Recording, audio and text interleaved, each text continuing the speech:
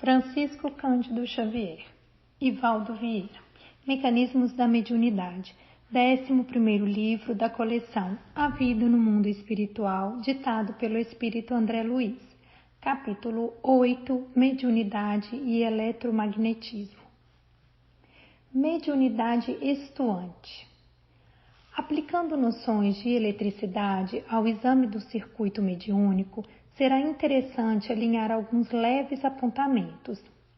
Na generalidade dos metais, principalmente no cobre, na prata, no ouro e no alumínio, os elétrons livres são facilmente destacáveis do átomo,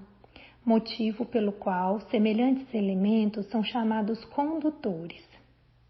Isso acontece em razão de esses elétrons livres serem destacáveis ante a aposição de uma pressão elétrica, de vez que, quando um átomo acusa a deficiência de um elétron, ele desloca de imediato um elétron do átomo adjacente, estabelecendo-se desse modo a corrente elétrica em certa direção, a expressar-se sempre através do metal, permanecendo assim os átomos em posição de harmonia. Aqui temos a imagem das criaturas dotadas de mediunidade estuante e espontânea, nas quais a sensibilidade psíquica se deixa traspassar naturalmente pelas irradiações mentais afins, reclamando educação adequada para o justo aproveitamento dos recursos de que são portadoras. Corrente elétrica.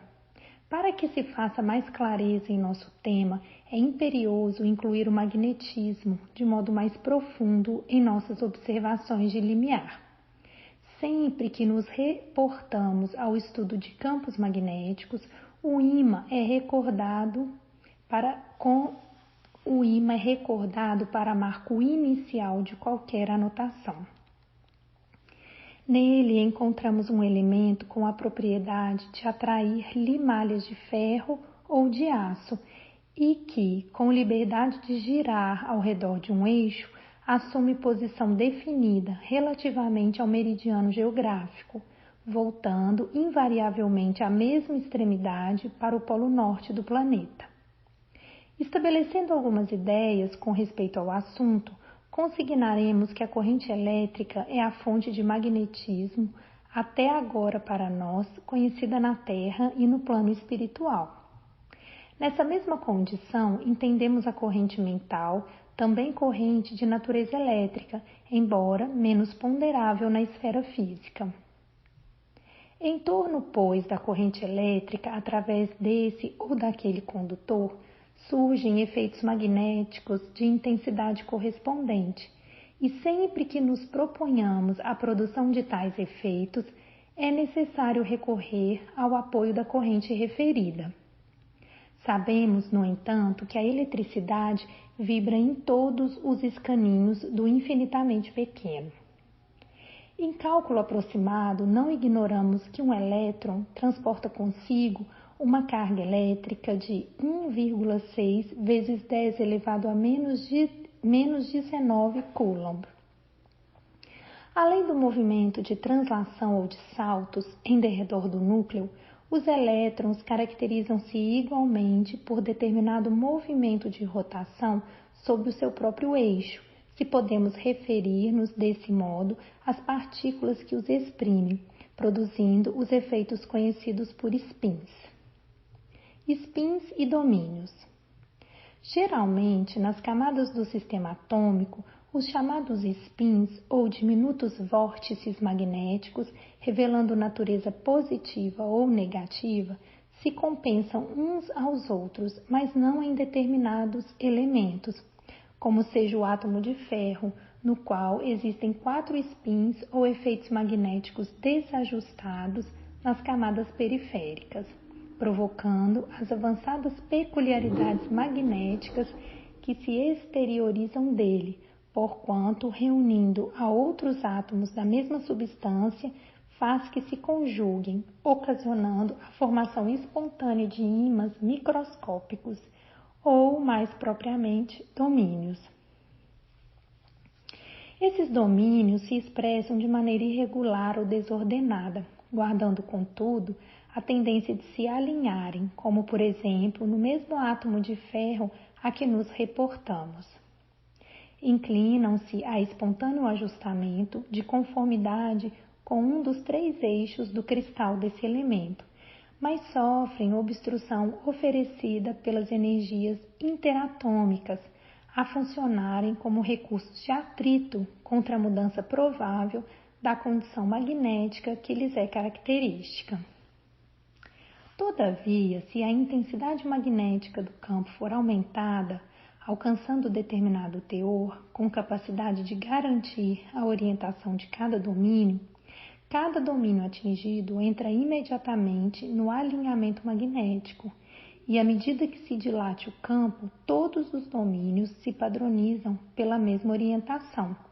tornando-se dessa forma o fluxo magnético gradativamente maior.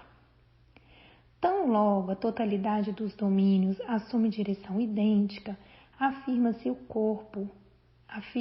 que o corpo ou material está saturado, ou, mais exatamente, que já se encontram ocupadas todas as valências dos sistemas atômicos de que esse corpo ou material se compõe. Campo magnético essencial. Da associação dos chamados domínios surgem as linhas de força e entretecerem o campo magnético essencial, ou, mais propriamente, o espaço em torno de um polo magnético. Esse campo é suscetível de ser perfeitamente explorado por uma agulha magnética. Sabemos que um polo magnético se caracteriza por intensidade análoga à unidade sempre que estiver colocado à distância de 1 centímetro de um polo idêntico, estabelecendo-se que a força de repulsão ou da atração existente entre ambos equivale a 1 dina. É assim que o Oersted designa a intensidade do campo que funciona sobre a massa magnética unitária com a força de 1 dina. Se o campo magnético terrestre é muito reduzido, formando a sua componente horizontal 0,2 Oster e a vertical 0,5 Oster,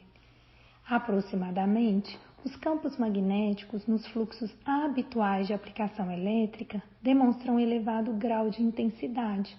qual acontece no campo característico do entreferro anular de um alto-falante, que medeia aproximadamente de 7.000 a 14.000 oestes. Fácil reconhecer que em todos os elementos atômicos nos quais os efeitos magnéticos ou spins se revelam compensados, os domínios ou ímãs microscópicos se equilibram na constituição interatômica, com índices de harmonia ou saturação adequados, pelos quais o campo magnético se mostra regular, o que não acontece nos elementos em que os spins da camada periférica se evidenciam descompensados ou naqueles que estejam sob regime de excitação. Possuímos na Terra as chamadas substâncias magnéticas naturais e ainda aquelas que podem adquirir semelhantes qualidades artificialmente, como sejam mais destacadamente o ferro, o aço, o cobalto, o níquel e as ligas que lhes dizem respeito, merecendo especial menção o ferro doce, que mantém a imanização apenas no curso de tempo em que se acha submetido à ação magnetizante, e o aço temperado, que se demora imanizado por mais tempo depois de cessada a ação referida, em vista de reter a imanização remanente. Ferromagnetismo e mediunidade. Após ligeiros apontamentos sobre circuitos elétricos e efeitos magnéticos, surpreendemos no ferromagnetismo um ponto expressivo para o estudo da mediunidade. Perceberemos nas mentes ajustadas aos imperativos da experiência humana, mesmo naquelas de sensibilidade mediúnica normal, criaturas em que os spins ou efeitos magnéticos da atividade espiritual se evidenciam necessariamente harmonizados, presidindo a formação dos domínios ou ímãs diminutos do mundo íntimo em processo de integração, através do qual o campo magnético se mostra entrosado às emoções comuns, ao passo que, nas organizações mentais em que os spins ou efeitos magnéticos do pensamento apareçam descontrabalançados, as propriedades magnéticas patenteiam teor avançado, tanto maior quanto mais vasta a descompensação, plasmando condições mediúnicas variáveis por exigirem o auxílio de correntes de força que lhes ofereçam o necessário equilíbrio, o que ocorre tanto com as grandes almas que aceitam ministérios de abnegação e renúncia em planos inferiores, aí permanecendo em posição de desnível, como também com as almas menos enobrecidas, embora em outro sentido, segregadas em aflitivo desajuste nas reencarnações reparadoras por se haverem onerado perante a lei. Vemos, pois, que as mentes integralmente afinadas com a esfera física possuem campo magnético reduzido, ao passo que aquelas situadas em condições anômalas guardam consigo campo magnético mais vasto, com possibilidades de ampliação, seja nas atividades que se relacionam com o exercício do bem ou naquelas que se reportam à prática do mal. Descompensação vibratória. Sem obstáculo, reconhecemos que a mediunidade ou capacidade de sintonia está em todas as criaturas, porque todas as criaturas são dotadas de campo magnético particular. Campo esse, porém, que é sempre mais pronunciado naquelas que estejam temporariamente em regime de descompensação vibratória, seja de teor purgativo ou de elevada situação, a transparecer no trabalho expiatório da alma que se rendeu à delinquência ou na ação missionária dos espíritos de eleição que se entregam à bem-aventurança do sacrifício por amor, em estágios curtos ou longos na reencarnação terrestre, com o objetivo de trazerem das esferas superiores mais altas contribuição de progresso ao pensamento da humanidade.